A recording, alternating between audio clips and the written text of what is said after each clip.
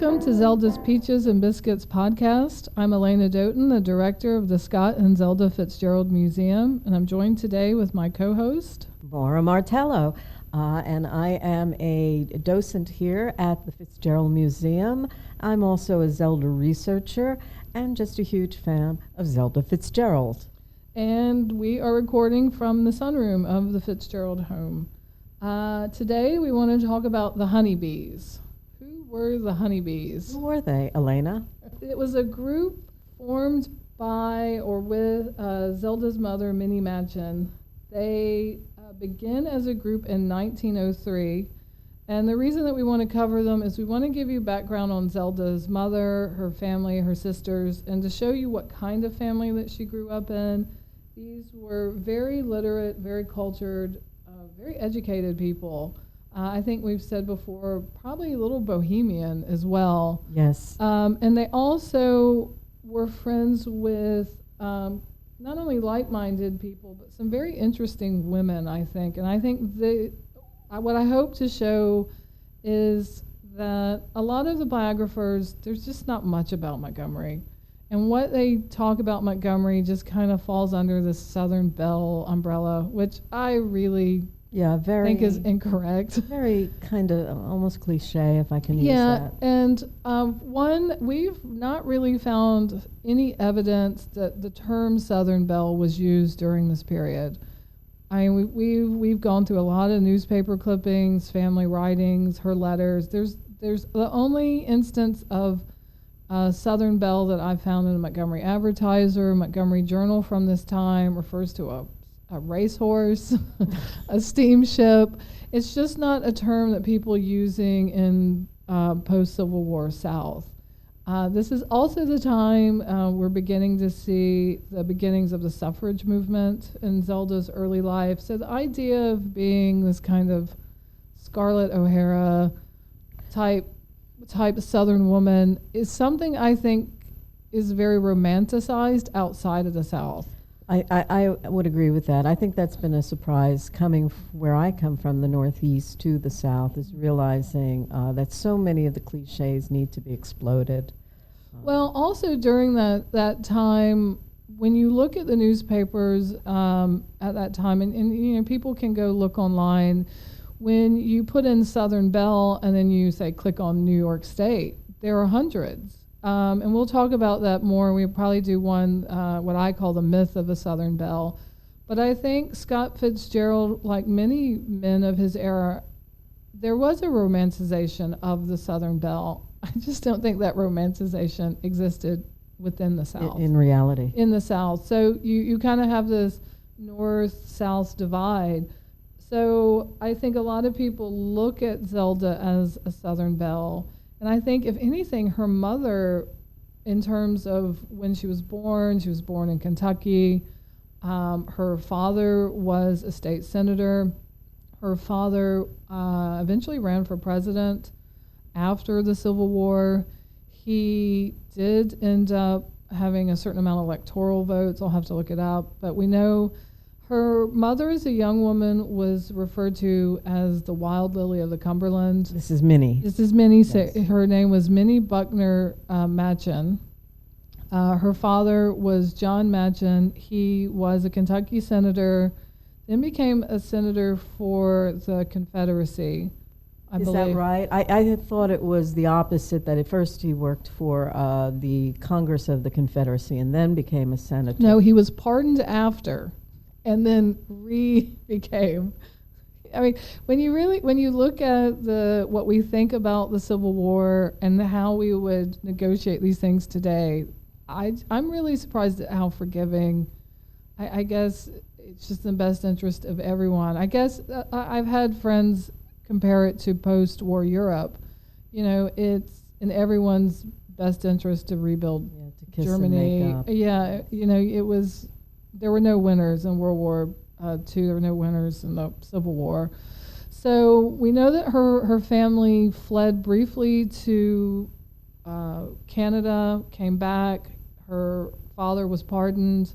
If you come to Montgomery, some of the Sayre family furniture, it's actually Zelda's mother's family. There's a secretariat. Her family home, Minnie's family home, was fired on by Union gunboats. Yes. And the secretariat where they had it was hit by shrapnel, the house was hit, is actually at the first White House of the Confederacy here in Yes, and you can Montgomery. see a little bit of the damage. Unfortunately, it was I think someone repaired tried. mistakenly. Yeah, and there is some of the Sayre family couches, tables are, because we should explain, the first White House of the Confederacy, the house was originally William Sayre's home.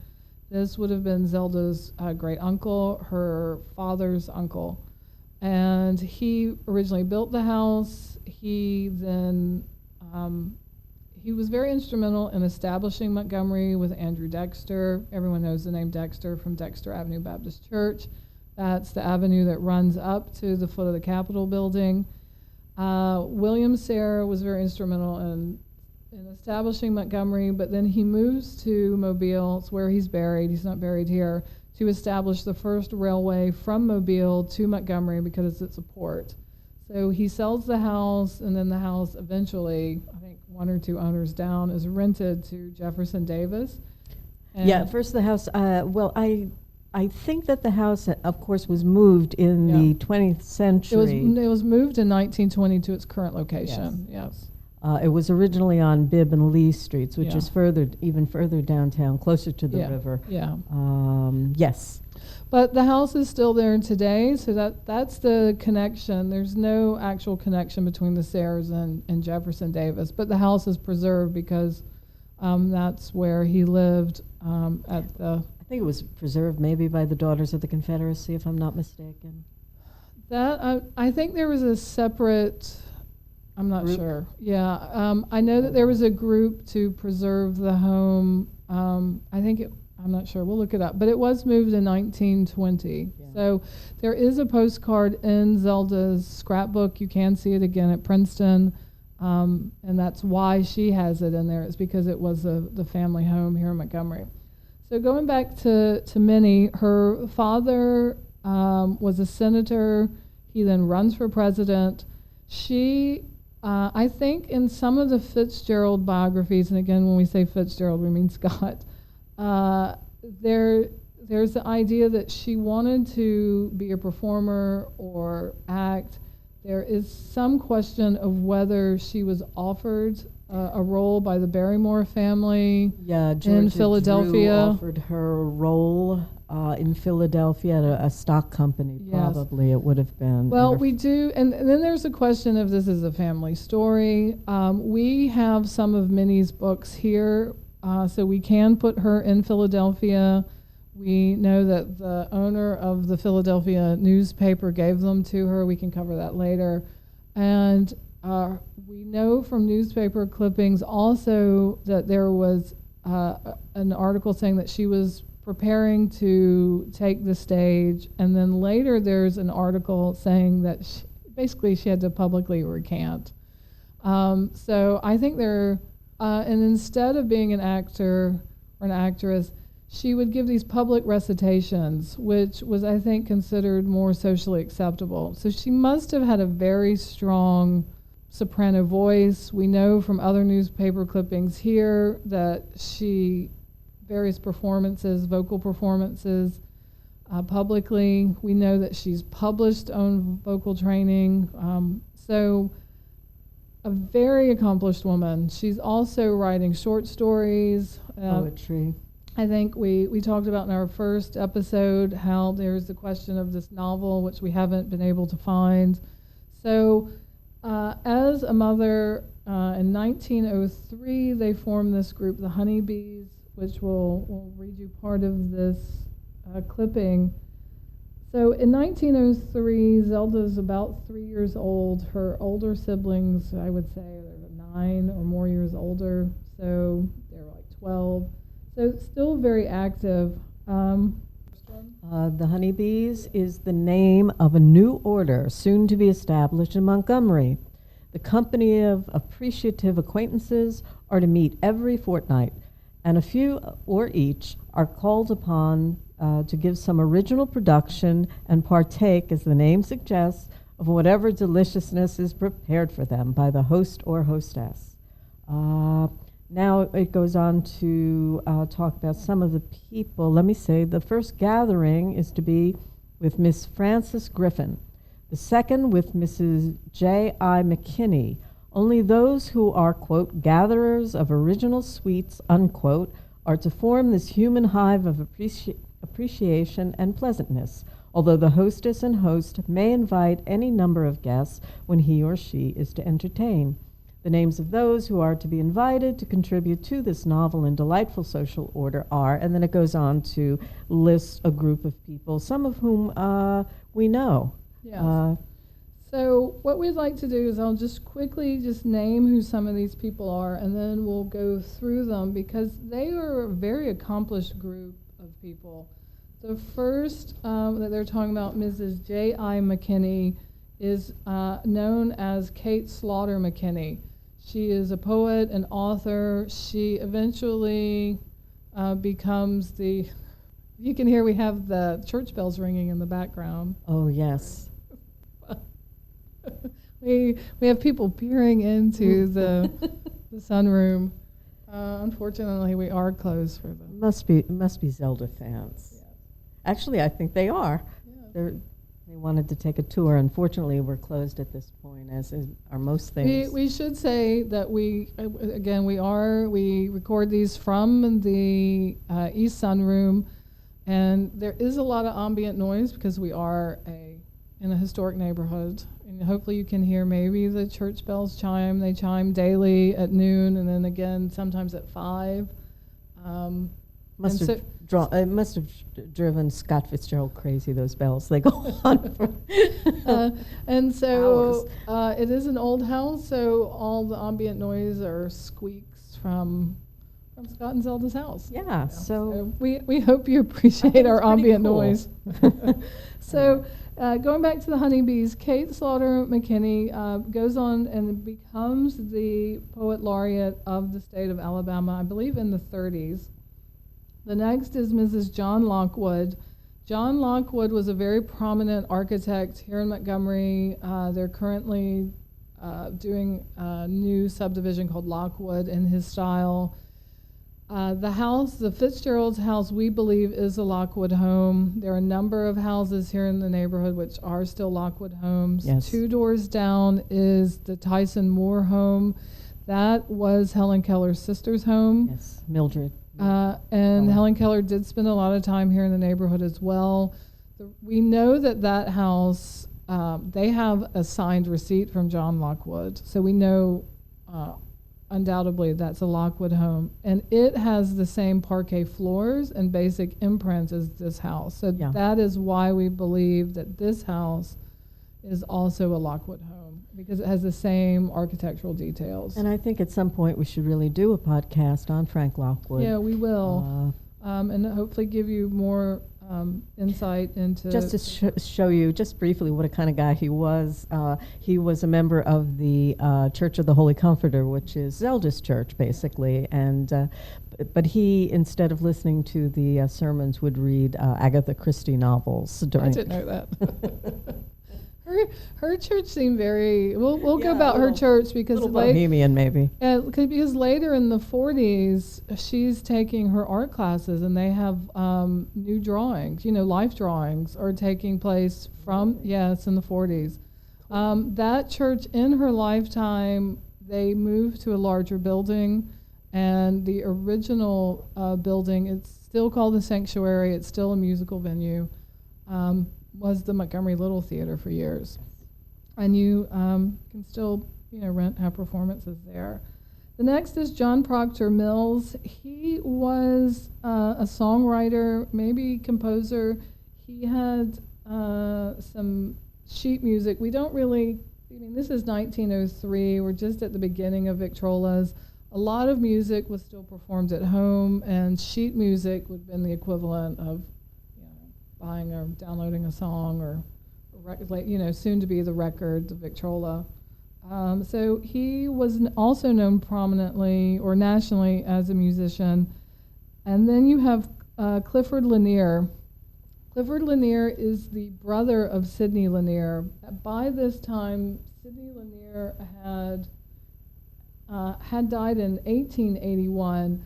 But what most people don't realize is that the Lanier family owned the Exchange Hotel, which will figure prominently in Scott and Zelda's meeting and their time spent together here in Montgomery.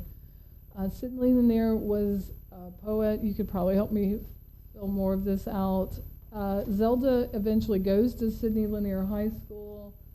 And so the fact that you Which have... is a Lockwood building. Yeah, it's also a Lockwood building. It's today Baldwin Art Magnet. Yes. So you have, a very prominent national poet, writer, and his brother is a part of this group. And I believe Clifford Lanier was also an author himself. He was a novelist, yes, as well as a businessman, a local businessman. And the last one in this initial clipping is Rabbi Messing, or Dr. A.J. Messing. He was a very prominent rabbi in Montgomery, but we know from other newspaper clippings and stories is that he's speaking to the civic groups, that he's speaking at the school on the Patriotic Day at Sayre Street School. And he seems to be, we're still doing a little research. I'm trying to see if the local temple here in the neighborhood, he was the rabbi at the temple on Narrow Lane Road, just here in the neighborhood. Temple Beth Or? Yes. Yes. And so he seems to be a very prominent figure within this group. And the thing that I find interesting is that we often think that these religious groups, and from whether if you were Episcopal or Catholic or Jewish, were very separate, and maybe they are. But again, I do think that these groups, it seems more, I don't know, Montgomery gets far more segregated. Later on, like do you 50 think? years from, this is 1903. Well, maybe we're still in a period of reconciliation after the war, and the further we get from the war, the more hostile we seem to get. Yeah, because about the forces that caused the war. Yeah, because we'll talk about it more. When I was researching the tram lines, Zelda and Tallulah Bankhead were known for pretending to be conductors on the streetcars. I was looking at, how was Scott getting to and from Montgomery, and find out that the soldiers at Camp Sheridan are taking the streetcars in. Montgomery had one of the first electric streetcars in the nation. It was the Lightning Route. And at about this time, 1903, they had not segregated the trams yet. So it's in this time period that we're beginning to see that. But I do think in Zelda's formative years, Montgomery was still very... It was diverse. It was very diverse. It was very open. You have people of different... ethnic groups living here. Yes, but also the religious groups. If you think of MLK's quote that we were most segregated on Sunday, but you don't see that here, because you see people who are Episcopal, who are Catholic, and a rabbi all forming this artistic group together. Yes. And so, I don't know, I found that very interesting. And again, I think it may be telling of, that my question, and also I think Scotty Fitzgerald's question about her father is she didn't think that he seemed to be very political. But again, I'm wondering is if that was they were self-censoring. It's a big question that I think remains over both of them. But you just think Zelda grew up in a very, as you say, bohemian.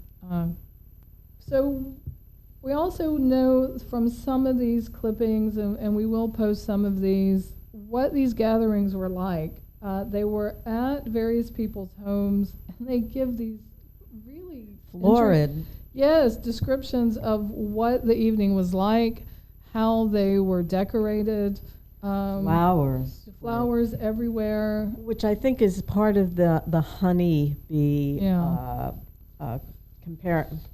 So on April 2nd, 1903, the next meeting is at J.I. McKinney's home. The other thing I find very interesting is the negotiation of women's names, because Kate Slaughter McKinney is known, she has her own name as a writer, but then you see this alternation of, it's Kate Slaughter McKinney because that's the name she publishes under. But in some of these societies, she becomes Mrs. J.I. McKinney. And you also see it somewhat with Minnie. So in here, she's Minnie Machen Sayre.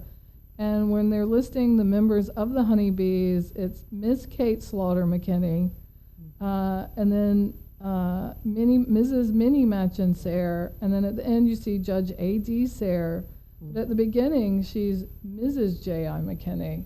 And later, it's very interesting how Zelda's name is negotiated because sometimes she's Mrs. F. Scott Fitzgerald, but in the 40s, I noticed even in the voting rolls and the polls, she's Zelda Sayre, or in the street guides, I should say. She's Zelda Yeah, Sayre. it's Zelda Fitzgerald Sayre.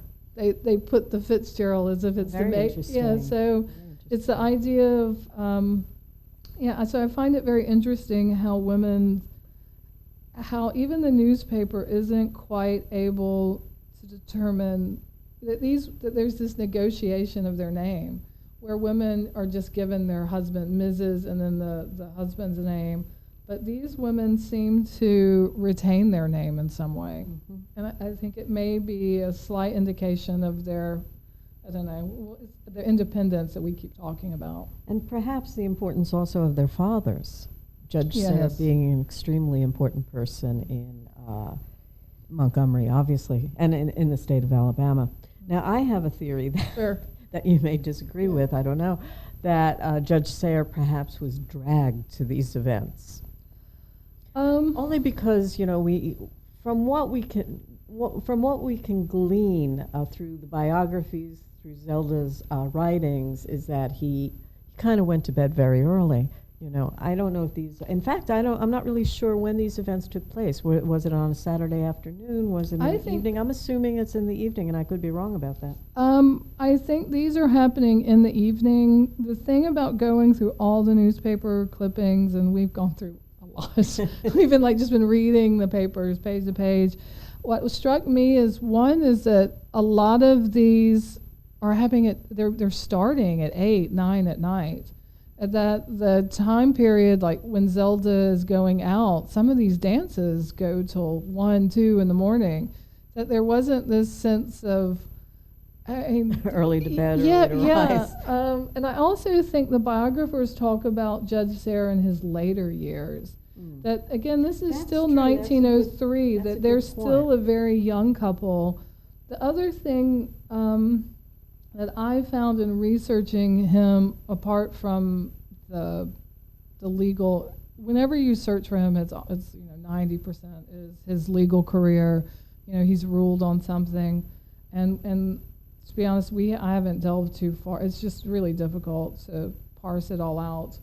But the one thing that when he was a young man that I found very interesting, and we did ask Sam Lanahan, because he seems to have done quite a lot of research on his I guess great-grandfather, was that Judge Sayre won a competition, an art competition, and it seemed to have been a figure drawing. I'll have to look at the clippings, and we'll probably do one on Judge Sayre when we know more. But the other is a young man, thank God in these newspapers, anytime anyone left town, had a tea, it's in the newspaper. So we have some evidence of it. But that he had traveled to Nashville and to other places for musical concerts. So I think he may have enjoyed these evenings. Yes. I don't know that he's clearly not giving recitations like some of the other members, but I think they're still a young couple. We know they had a house full of people at this time, 10, his brother, his mother. It might have been nice Both to have sides a night. of the family, people are living in Yeah, their they had home. Well, in 1903, I'm not sure when they moved to Pleasant Avenue, but something else to check out. Yeah. They could have been on South Street. They lived in a few places. Yeah, they were on Madison Avenue for a little while. At one point, I think Amanda, which I haven't found. I think that street name's been lost. Yeah, it may be gone. And then they moved to Pleasant Avenue when Zelda's a smaller child, but I don't think as of 1903 they're there yet. So I think that, and we have an indication from Rosalind, which from the Mayfield paper, she describes her father that that he seemed to be very generous, that they had a house full of people that was always boisterous. So where he may have been quiet, I think he might have liked the liveliness. Opposites attract, maybe. Absolutely. And as time went on and he became more and more prominent in the town and within the judiciary, he may not have had as much time, and he needed to have more time to do his work. That was one thing in Rosalind's writings to Sarah Mayfield that she I think we should explain. There's like hundreds of pages where she went through and corrected a lot of biographies for Sarah Mayfield. And the one correction about her father was that, one, they weren't poor. I looked it up.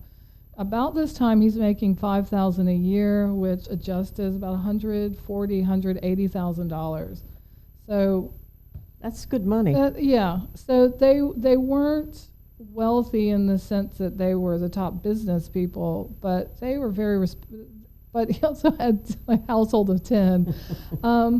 The other thing was that she said that. That he never bought a home because he didn't want the maintenance, that he didn't want to have like a homeowner's responsibility, so that the reason that they rented, it wasn't because they didn't have money, it was because he didn't have the time or the desire to keep up the maintenance. So as a renter, it was just easy. Yeah. And he also, I read or have heard that it's that he didn't want any debt, even to the point of a mortgage.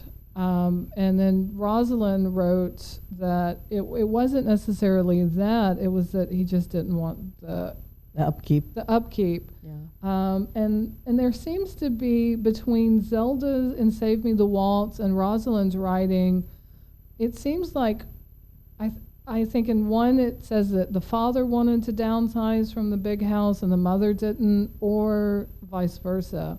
But that when Judge Sayre dies, Rosalind says that he left enough money to keep her mother comfortable, and that Minnie bought the home next to their daughter Marjorie. On Sayre Street. On Sayre Street. So when they talk about Zelda and Minnie living in the Rabbit Run, you get this impression that they're kind of poor. Oh, yes, down on their definitely and given that impression. And you couldn't be further from it, because basically she has a mother-in-law house next to Marjorie's house on Sayre Street. And Marjorie's house was not small. I mean, these are craftsman bungalows. They're very beautiful. Oh, yes. So I Marjorie, live in one. Well, so no, they're quite beautiful homes. Not a small home. We don't. The Sayre Street's house are gone. The interstate went through. It's an empty lot. We are hoping to go over there to see if there's any indications of what the garden may have been. Yes, because we do have a little bit of indication that the garden exists in a very overgrown state. Yeah. Alana has said that she will go over the. She will climb over the that's wooden Pleasant fence. Avenue. Pleasant Avenue has the fence around it. I think Sayre Street is just a lot, which sadly they are gone. But we do know, because from again, a lot of this we get from the Alabama State Archives, from newspaper clippings, and some of the local, and also the street guides. We know quite a bit from the U.S. street directories. Here you can get them at the library. I do think they're online, maybe through Ancestry.com. But so this notion that Zelda and her mother lived in this little Rabbit Run, it wasn't. It was a mother-in-law house next to a very beautiful home. Yeah. So they weren't as quote-unquote poor as people. I think the narrative. Exactly, the narrative that Zelda became a tragic figure, which we'll get to. Yeah, we take prescribe to. We don't prescribe to. We just and that's in part my interest in doing this podcast is the Montgomery years are not covered well. And again, I don't know that when Milford was here that people were forthcoming. People are even still reticent to talk about it. Yes, I find that to be true. And so getting back to the honeybees, we just want to give you a small taste of what these gatherings were like. Again, a lot of these homes would have been these like in this neighborhood, these very beautiful Lockwood homes. I mean, Mrs. Lockwood's at them, or like you're saying, these craftsman homes. In this, it says her home was beautifully decorated, an elaborate arrangement of wild spring flowers, great branches of dogwood clusters of wild honeysuckle, crab apple blossoms, and purple wisteria were massed in the hall and parlor, and the yellow jasmine was festooned over a mantel and doorways. And it sounds very southern, very beautiful. The smell of honeysuckle and jasmine must have been really lovely. One of the joys of moving to Montgomery from the north is springtime in this town. Yeah. I mean, the smells of the various flowers, jasmine in particular, is overwhelming here. It also gives you a sense, from what you just read, of Zelda's love of flowers. It must have been an Alabama thing, maybe. I think so. Also, it talks about the purple wisteria. We know that purple wisteria grew on the porch of the Pleasant Avenue house. It's all in bloom right now, as we're the one thing I was thinking, though, is as we're in bloom right now, there is a coat of yellow pollen everywhere, and you think, I was like, wow, that seems very beautiful, and I thought, oh, it's an awful lot of pollen. But the dogwood is that they're cutting these boughs of dogwood. I also think that this is still somewhat a tradition, because I think it was last Christmas they opened up the governor's mansion for an evening. I was there. And the various botanical and gardening societies decorate different rooms, and their clippings. Another thing that they do, I think, they freeze dry. There was one tree that was particularly beautiful where they freeze dried all the fruits and whatnot, and they had sliced, I think, a crab apple, and then oranges, and then and they look like stained glass. And so they were explaining that that was, well, they wouldn't have freeze dried it like we would today, but that was how they decorated. It was a historical way of decorating. So I think that, people still obviously decorate, maybe not to that degree, but gardening is a big thing here. Yes. You were also telling me that you have friends and neighbors here in the neighborhood that still have these kind of social gatherings. Absolutely. Writers in my neighborhood, which is the Cloverdale Idlewild section, meet, and they bring their own writing or the writing of people they admire. And after dinner and after a little, a cocktail maybe, we sit and we do exactly what Minnie Machen was doing. We sit on the floor maybe. Maybe it's a little bit more informal, I would say, than these events. But we do have dinner, and we read our writings, or we read the writings of others. And it's going on today. What happened to, 120 years ago. Yeah. The other thing that I think gives perspective is this is 1903. There's very early radio, maybe.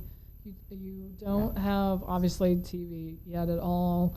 You have very early records, or maybe the Victrola cylinders. So the quality's not great. And so a live recitation or a live singing is still very preferable. Yes. And we know, again, that Minnie had a very beautiful soprano voice, because we know some of the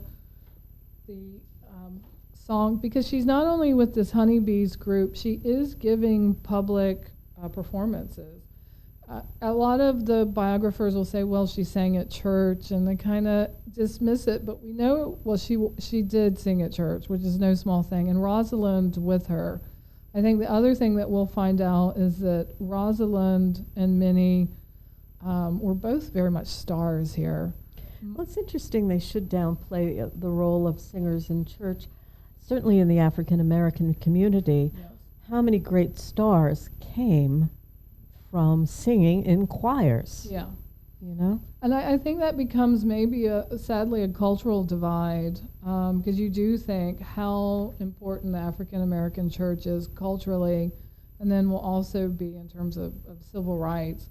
because we haven't gotten to it because I've been trying to do background work, but in about this time, 1902, 1903, you begin to see where they're passing these ordinances, I guess Jim Crow ordinances, that, that African American, they have to sit in the back of the tram. Yes. And we were, I think it's 1905 when it started. And then they organize a boycott. And then it's the pastors of the, black churches, AME churches, that urge them to boycott the trams, which I think they do for a couple years. Yeah. So you have what will become the bus boycotts.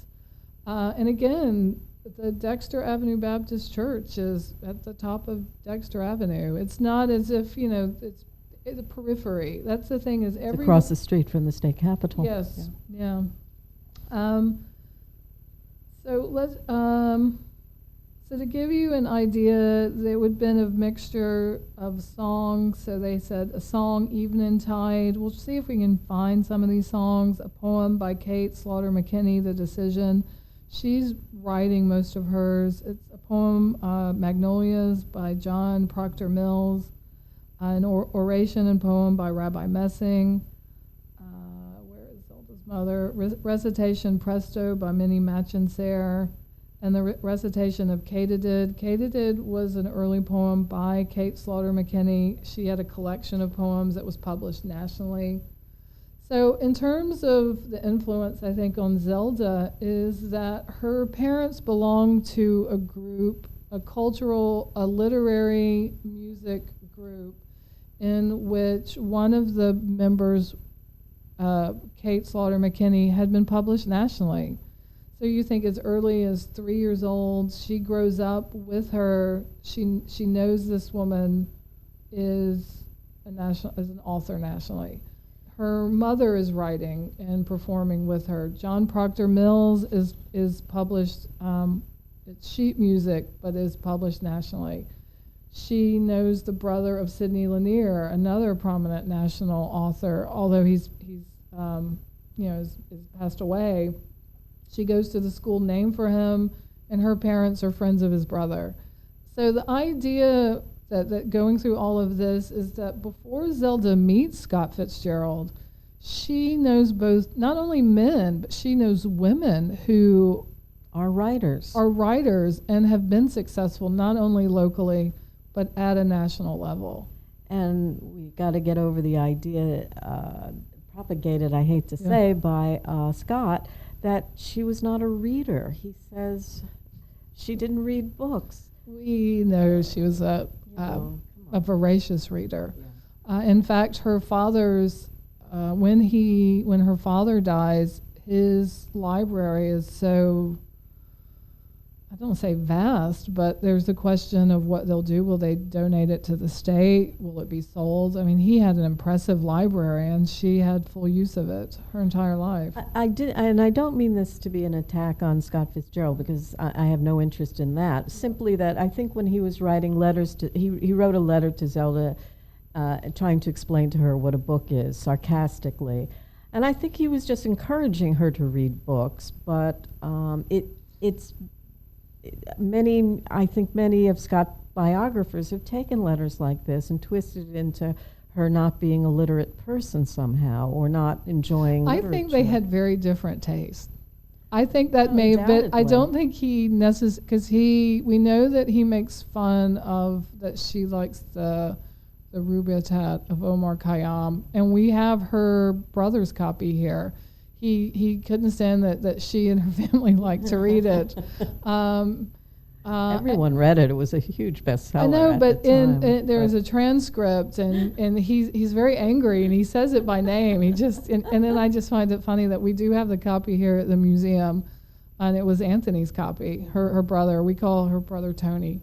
The other is that you also look at Scott with Sheila Graham and how proud he was to give her kind of a syllabus to read. Yes. I think that, and he gave one to Scotty as well, but I don't think Zelda was as appreciative or as malleable to his, I mean, I find she had come from very educated people. Yes. Sheila Graham, of course, as we know, came from extreme poverty. Yes. She grew up in an orphanage. Yeah. So I think with Sheila Graham, he'd found someone that he could imbue his. I mean, let's face it, he had great taste. Oh yeah. And that he could imbue that too. But I think with Zelda, she had her own taste and clearly her own mind. And I don't know that. That's the other thing that I don't.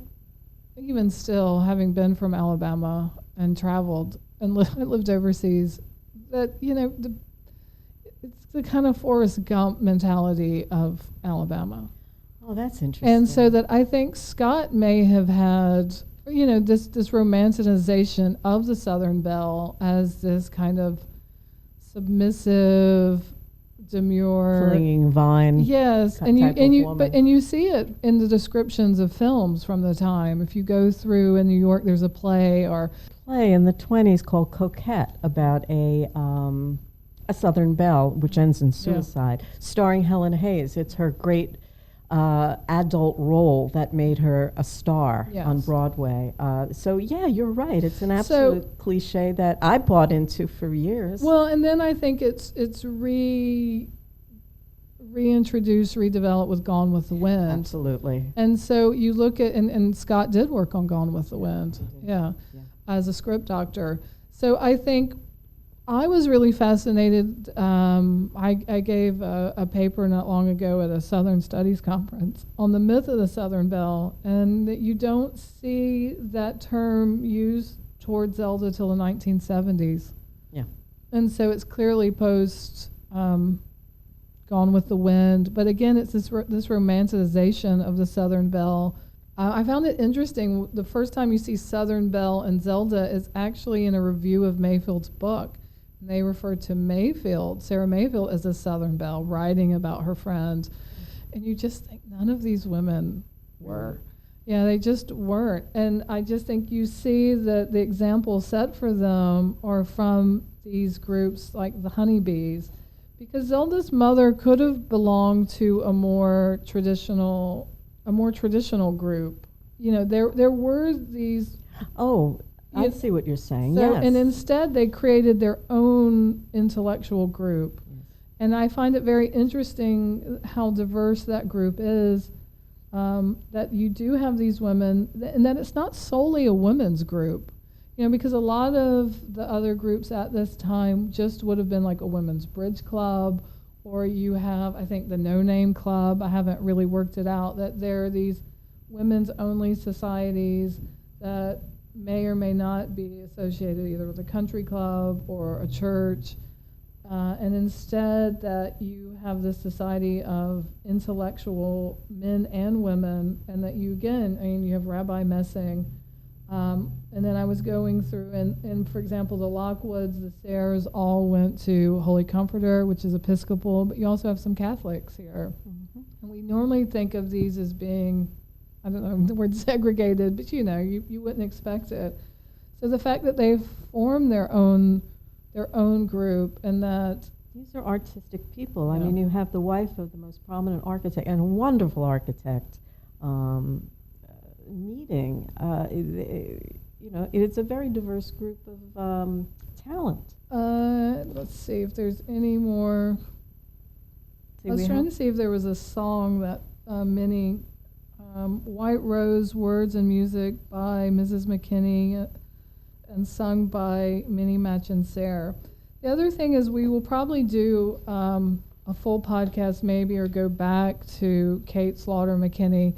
The other thing that she did that I thought was lovely is that when young women were married, she would write poems for them, and they were published in the Women's Society section or the personal section, so that we have a sense of her poetry. And I do think it was, she's the poet laureate for. And I will try to find a clip of John Proctor Mills. They also were, it's interesting, in June of 1903, some of the things at the program, there was a piano solo. So some of these are literary evenings, some of these are musical evenings. And then in one, they have, it says, An Evening with Helen Keller by Mrs. Clara Jemison. Interesting. And again, Helen Keller would have been here just 2 doors down from the Fitzgerald home. Her sister lived here in the neighborhood. A lot of time it was, I think there was a Tyson's. So whenever you see the Tysons in here, that is her sister. And you think, I wonder what influence Helen Keller would have had on a young Zelda or young woman here. That again, we're talking about suffrage, but you think about one of the great overcoming, stories of overcoming obstacle is Helen Keller, and to think that she's here in the neighborhood, her sister is here. And obviously her teacher would have been with her, Annie Sullivan, the great Annie Sullivan, one of the great educators of the 19th and 20th century. But that you think that she is a person of interest in her mother's group. Yeah. Yeah. Oh, it's impressive. There's no way around it. So this idea that Zelda was simply a beautiful Southern belle with no thought in her head until, somehow she meets Scott Fitzgerald and then becomes a literary, Well, I think that a lot of the opinion that we see a lot of people that come to the museum, they know Gatsby, they've read Gatsby, they know a bit more about Scott, and they have this kind of cursory idea of Zelda. This is kind of not the Zelda fan or aficionado, but just the average person that, hey, Fitzgerald Museum, Gatsby, and their opinion is that the thing that we hear over and over is that while she tried to write like Scott, or that she kind of tried to hitch her wagon to this famous guy and then tried to be like him. Or the other one is that, well, why did she try to start dancing so late?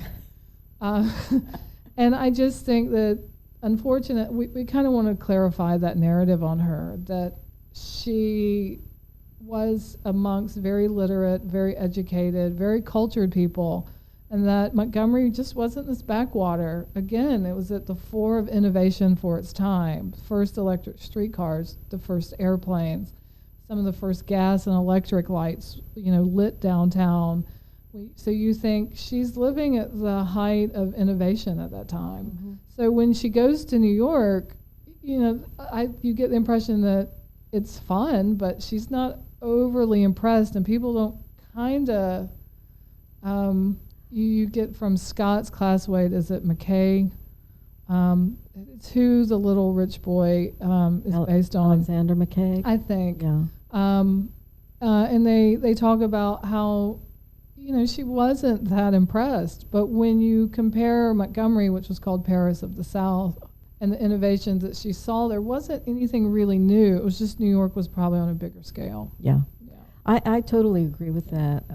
I do think that New York was a fun place to be. It's as it still is, but that, she had grown up in an atmosphere of great intellectual stimulation, and meeting Edmund Wilson was fun, and she liked him very much, and they became good friends. But I don't think she was overly impressed. Well, they weren't yet. These weren't yet distinguished people either. They were still very young people.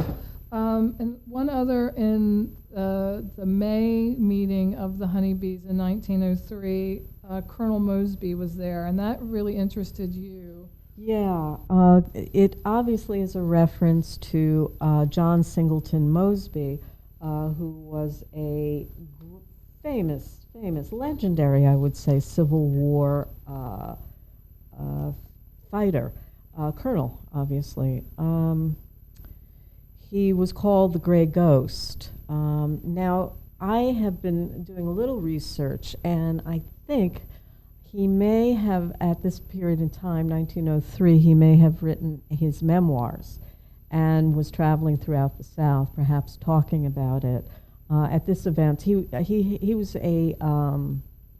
obviously a Confederate. He was with the Army of Northern Virginia, which was Robert E. Lee's army, and he was a scout for Jeb Stuart, General Jeb Stuart. He's called, his group of men were called Mosby's Rangers or Mosby's Raiders. I know him mostly as Mosby's Raiders or the Great Ghost. But this is pretty impressive. He's suddenly showing up. He was a very successful businessman after the war. He did not have to flee for his life the way Jefferson Davis may have. I'm not sure about that, but I do know he fled. So it's impressive to me that he is in the audience of the honeybees. He was asked to speak or to recite, and he did not. Well, it's interesting. It says, was called upon in a graceful speech, but declined to, quote, talk. So I don't know if his memoirs, we'll have to follow up on that. That's the only reason I could think that he was in Montgomery. There could have been many reasons. It is the state capital. He may have been meeting with politicians downtown. I'm not sure. Also, I don't know if we'll ever find the reason he was here.